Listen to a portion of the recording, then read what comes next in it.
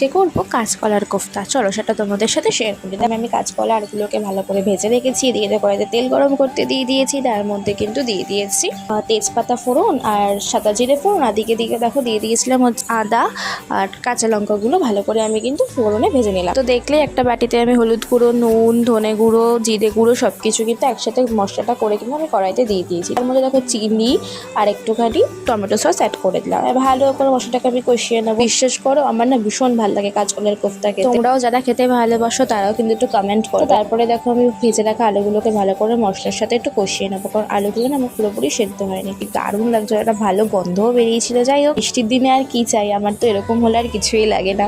একদম গরম গরম ভাতে জাস্ট জমে যাবে। তোমরা কি বলো অবশ্যই কিন্তু কমেন্টে জানাবে। দেখো আমি একটু ঘি দিয়ে দিলাম আর একটু গরম মশলা অ্যাড করে দিয়েছিলাম, সেটা দেখানো হয়নি। পরে আমি বড়াগুলো ছেড়ে দেবো, আর জাস্ট খেতে অসাধারণ হয়েছিল। ভিডিওটা ভালো লাগলে অবশ্যই লাইক, কমেন্ট, সাবস্ক্রাইব করে দিও। Bye bye.